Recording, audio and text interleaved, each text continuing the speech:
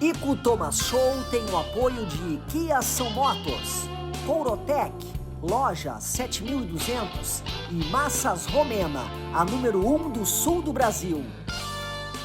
Isso aí, amigos, começando mais um programa Ico Thomas Show. Já estava conversando aqui com o nosso entrevistado, porque a resenha é maravilhosa.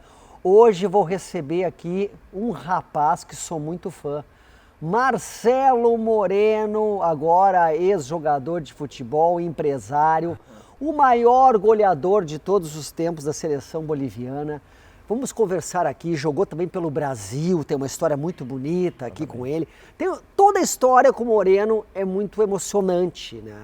Então, Moreno, eu até anotei algumas coisas para falar de ti aqui, mas tudo que eu falar é pouco, cara. Primeiro, obrigado por estar aqui, eu sei que tu tá sempre viajando. Esses dias eu te liguei, tu estava do outro lado do mundo, é que tu estava em Abu Dhabi, eu acho que era, não? No Catar. No Catar, em Doha. Eu ligo o Moreno, ele tá em cada canto do mundo. Já jogou na China, Ucrânia, né, se tornou aí o maior ídolo e artilheiro da história da seleção boliviana. Jogou no Brasil, no Vitória, no Grêmio, no Cruzeiro, né? Tu é o cara e o jacaré é o bicho, Moreno. Tem história, né? Muito obrigado por ter vindo, tá? Não, obrigado, que isso. Eu que te agradeço. Que as pessoas conheçam um pouquinho, né, da minha história é bacana. E coisas que muitas vezes a gente não fala, né? E nas entrevistas, normalmente, a gente não tem esse bate-papo, sabe? Que as conversas fluem e a gente consegue contar a história. Então as pessoas não conhecem muito bem o por trás do jogador de futebol também, assim. Tu começou a jogar quando? Eu sei que tu te inspirou muito no teu pai, que era teu mentor, né? Vamos começar lá do início, a tua história é muito bonita, eu quero deixar tu falar, Moreno. Não, meu pai foi o cara, vamos dizer assim, né? Então, por isso que hoje em dia, com a experiência que eu tenho de filho, hoje de pai, de marido, eu falo assim, para os meninos hoje em dia, escutem seus pais, cara, porque eles vão querer o melhor, com certeza, aí para tua carreira, para tua vida. São os melhores amigos. A gente, quando tá naquela idade de 16, 17, a gente pensa que não, né? A gente acha que eles estão sendo bem rígidos, que querem impor disciplina, mas na verdade, cara, ao longo do tempo você vê que não, aquilo é para você ser um cara melhor, uma pessoa melhor, um profissional melhor. Então, meu pai foi como eu te falei, foi o cara na minha vida, porque como ele foi jogador de futebol, ele sabia o caminho, né? Então foi o meu mentor em tudo. Durante meus 13, 14, 15 anos, ele ficava conversando comigo sobre futebol e, cara, eu acho que eu escutei todos os conselhos do meu pai. Todos se cumpriram, se realizaram dentro do campo, fora do campo. Eu me lembro até hoje que teve um dia que meu pai chegou e falou assim: filho, um dia você vai ser uma estrela. Você vai ser uma estrela, você vai ter que saber lidar com isso. Olha que legal. Né? E imagina, eu com um monte de desconfiança, com medo, né? Na idade de 15 anos, desconfiando de mim mesmo e chega o teu pai e fala, né? Te afirmando, não, você vai ser uma estrela, você vai brilhar, você vai conseguir ser um jogador de futebol. E eu sempre duvidando, né? Então, a palavra de afirmação que um pai dá é muito importante na vida de um filho, né? E pior de um atleta de futebol, que precisa ter o emocional muito forte. O mental do jogador de futebol, ele tem que ser extraordinário, senão ele não consegue jogar futebol. Por isso que não é para qualquer um, é muito difícil. Então, são histórias que a gente tem, que a gente vive, que me ajudaram a ser forte e a sobreviver nesse mundo do futebol aí. Tu começou lá na Bolívia com que idade a jogar? Com 14 anos eu estava começando a treinar já no time profissional já. Olha só! Com 15 eu fiz o meu primeiro jogo no profissional do Oriente Petroleiro. E nesse mesmo ano eu tive a oportunidade de vir para fazer um teste no Vitória da Bahia. E aí que começou a minha história, porque eu tinha um sonho de jogar no Brasil. Sempre eu tive um sonho pelo meu pai, que é brasileiro.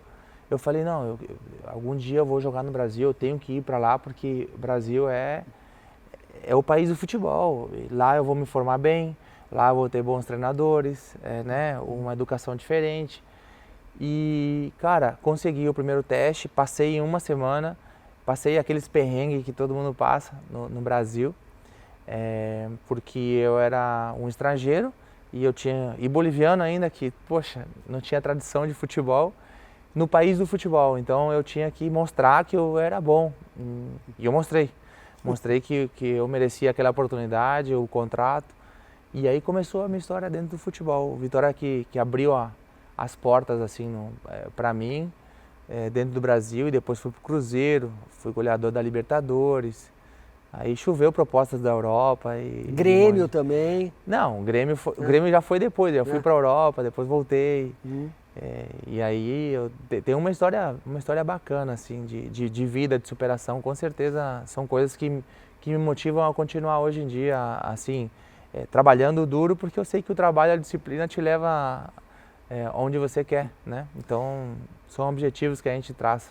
Eu li um artigo que me emocionou muito, que tu contou que tu e teu pai chegaram a dormir no chão, assim, numa concentração. Onde é que foi aquilo que eu fiquei impressionado? Na verdade foi no Vitória da Bahia, né? Quando eu cheguei, então eu tava não tinha mais vaga, porque tava muitos meninos fazendo teste. Então, como eu tinha feito uma viagem internacional, não tinha espaço para mim. Mas aí eu peguei e falei pro diretor, né, da base, assim, não, peraí, eu não tenho problema, eu quero ficar, não importa onde. Se não tiver cama, coloca um lençol, me dá um travesseiro, qualquer coisa, mas eu quero pegar essa oportunidade, eu quero treinar. Tava com sangue nos olhos? Não, eu já tinha feito a viagem, eu queria ir atrás do meu sonho. E nesse então eu fiquei, acho que uma semana, até o outro menino de teste ir embora, liberou uma cama para mim, e aí foi onde começou. Mas mesmo assim, são coisas que te fazem mais forte. Claro. Entendeu? Eu aprendi muito naquele momento, porque eu tinha 15 anos, cara, então amadureci rápido, aprendi a ser homem, aprendi a cuidar de mim sozinho, a falar o português melhor, né, a me desenvolver no Brasil. Então, cara, essas experiências com certeza me ajudaram dentro de campo. Tu fala super bem o português. E aqui no Rio Grande do Sul, todo mundo acha que sabe falar espanhol, né? Tu já notou? O cara vai para Buenos Aires, acha que fala espanhol. Verdade. Gente, eu fui a Madrid este ano e eu fiquei chocado, não entendia nada que eles falavam, tentei falar, passei vergonha, fui pro inglês, porque não conseguia entender, né? Todo mundo acha que fala o espanhol, né? O brasileiro, ainda mais no sul aqui. Não, mas aqui realmente alguns gaúchos assim falam algumas palavras assim em espanhol. Mas é mais ou menos, né? É mais ou menos, mas são algumas palavras só que eles gostam assim de falar.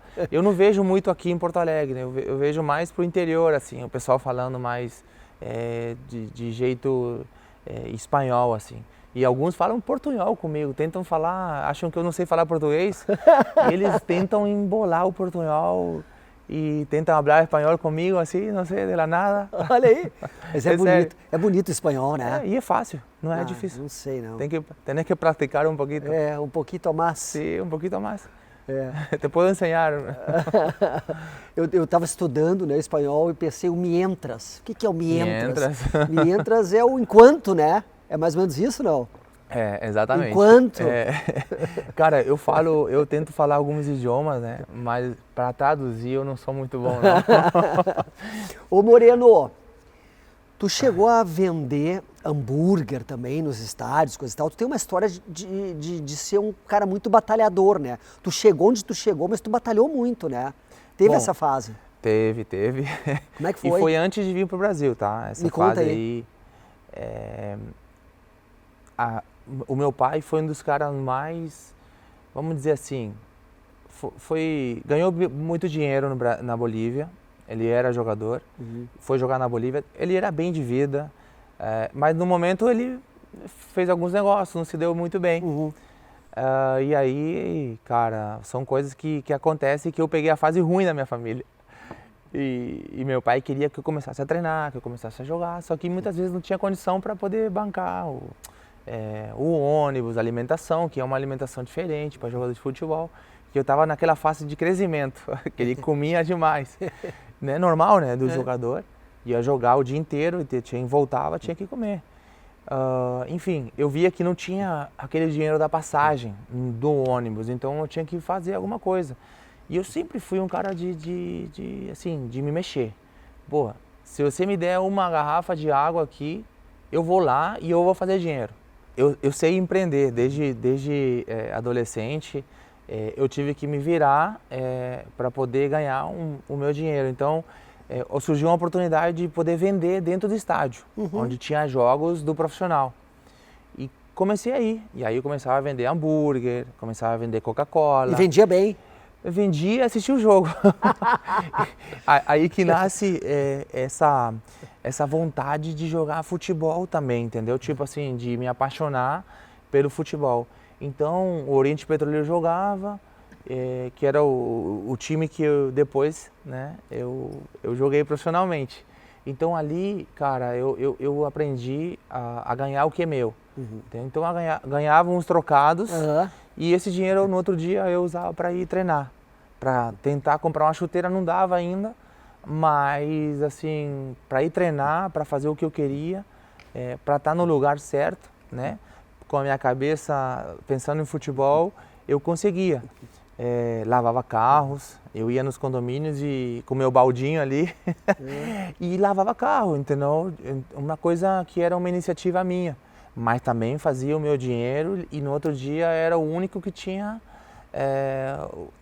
um dinheiro para poder ir lanchar e ajudar meus companheiros também que não tinham. E é assim que a vida te ensina. Então, cara, hoje em dia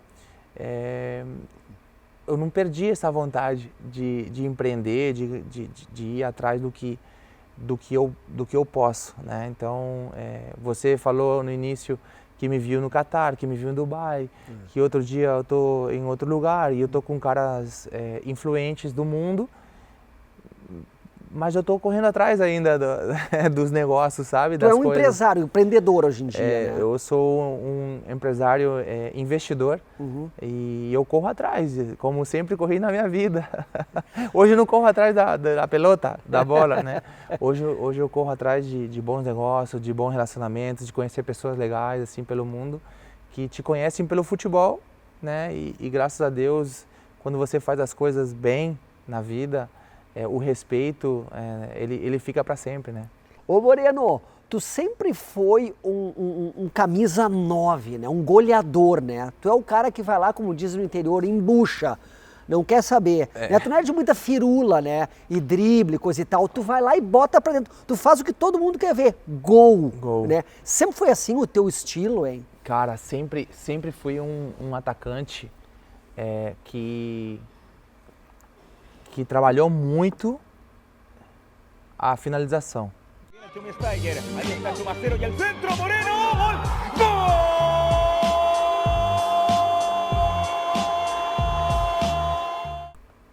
Finalizar era o meu forte e, como você falou, eu não queria fazer uma firula a mais ou fazer uma jogada que fique enfeitar muito para que saia o gol, não. Na hora que eu tivesse a oportunidade de fazer o gol, eu fazia. E eu pensava, obviamente, antes me preparava para ter uma bola no jogo. Tinha que ser letal.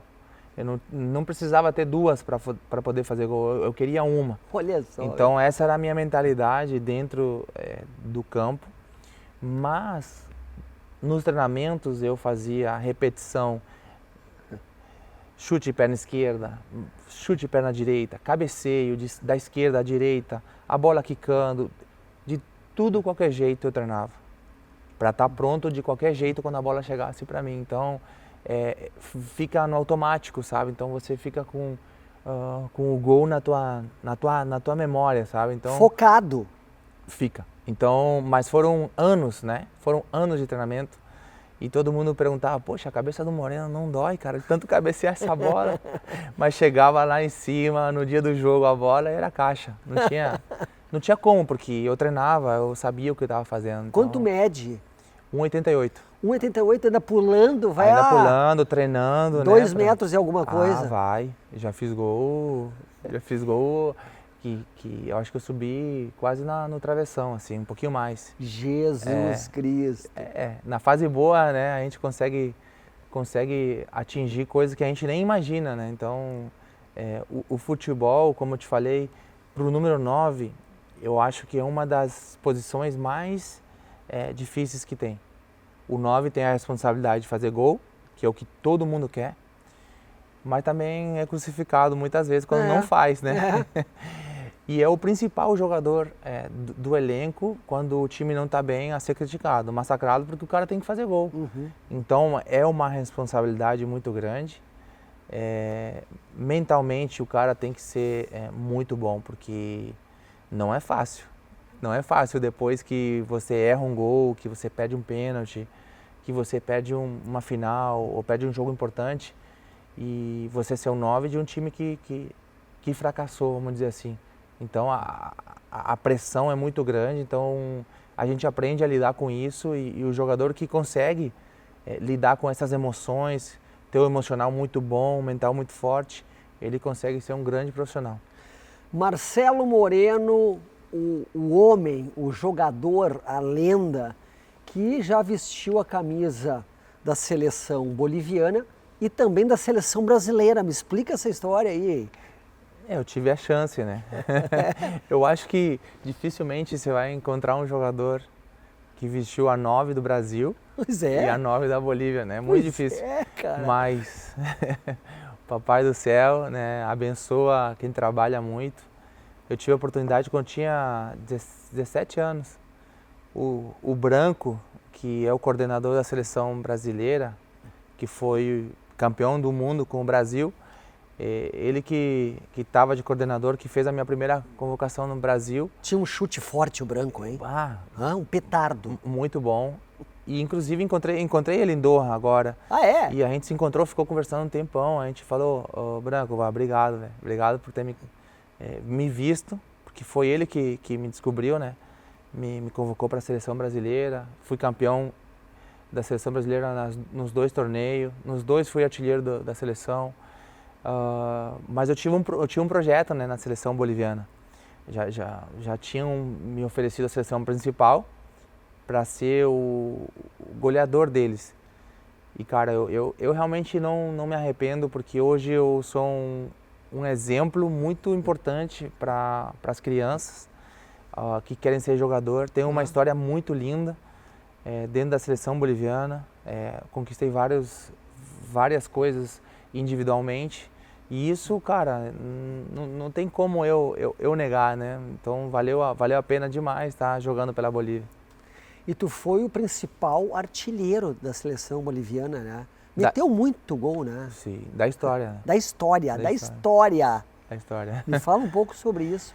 É que não é fácil. Eu joguei 20 anos profissional, futebol profissional, 17 foram na seleção. E para se manter 17 anos na seleção, você tem que aguentar muita coisa. Com certeza. Ainda mais na seleção brasileira, né? Na seleção boliviana, perdão. Que muitas vezes não tem... não é o país do futebol, não tem muito talento, né? As condições não são as melhores. Então, fazer gol lá é mais difícil. Se o Brasil chega 10 vezes a chutar no primeiro tempo no gol, a Bolívia chega a uma. Então, nessa uma eu tenho que fazer gol. Pois é. Então, por isso que eu aprendi que, cara, eu tinha que saber aproveitar as oportunidades para poder fazer gol. E foi assim na seleção. Na seleção foi assim, sofri pra caramba, pressão do país inteiro, mas também fui idolatrado pelo país todo. Igual o Neymar vive no Brasil, é a mesma coisa lá também comigo na época. Que sensacional. Tipo, é assim.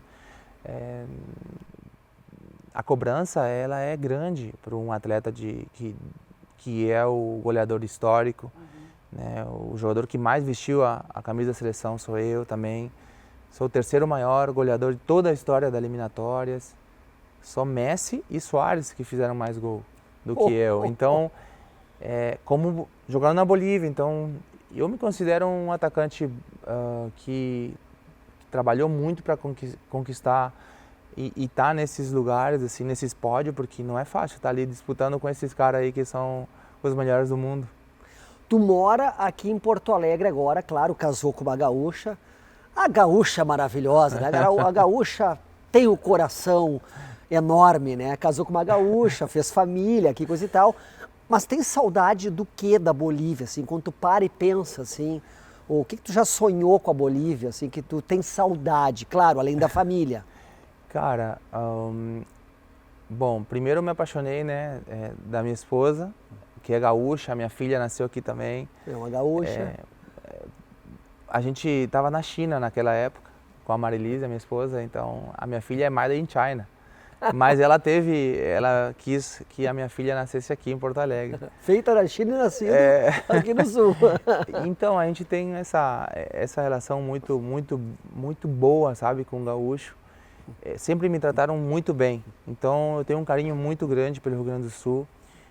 Depois da enchente também que passou, eu ajudei muito aqui. Tu ajudou bastante, tu foi bastante atuante na enchente. Né? Demais, assim, e aí eu senti de verdade o abraço de vocês, assim, dos gaúchos, de verdade, assim.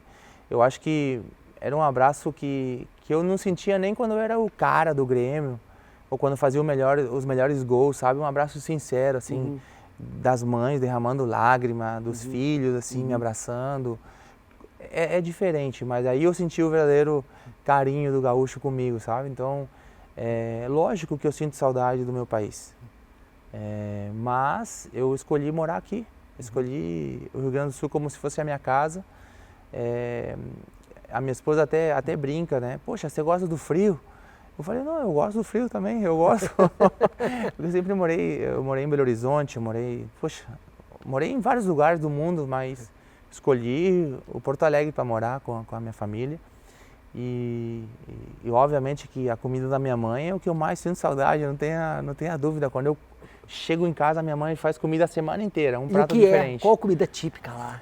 Cara, tem um marradito, tem um marradito molhado, tem um marradito seco, que é uma comida típica.